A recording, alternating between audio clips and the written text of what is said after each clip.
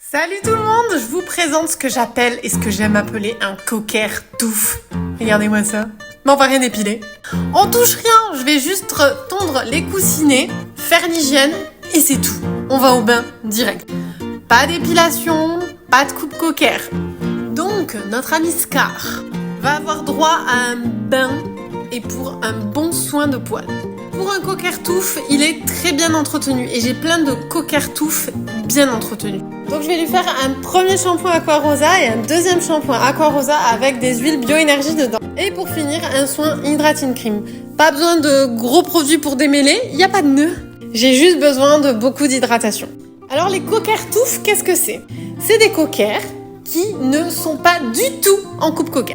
On ne vient pas épiler, on ne vient pas tondre, on ne vient pas retirer la touffe sur la tête. Il n'y a aucune frange, rien, juste le poil est au naturel et on ne coupe rien si ce n'est le contour des pattes. En gros, ce qui traîne par terre.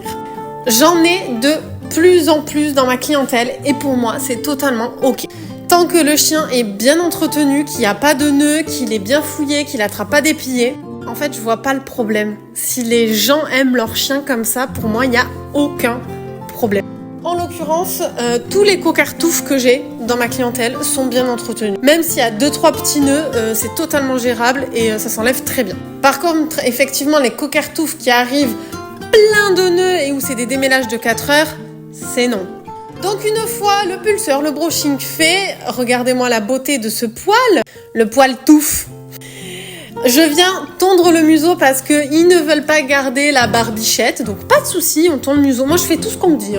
Et regardez comme il est mignon, il se laisse faire, oh là là, gros bébé. Je viens aussi tondre l'intérieur des oreilles pour éviter les épillés, les otites, etc. Et je viens faire le contour des pattes, donc vraiment ce qui traîne par terre tout simplement, histoire que ce soit propre et qu'il ramasse pas toute la forêt. Et c'est tout. Et c'est tout. Et c'est tout. Et on laisse au naturel le cocker. Voilà, moi j'adore. Qu'est-ce que vous en pensez ? On n'est pas forcément obligé de suivre tous les standards. Et c'est ok.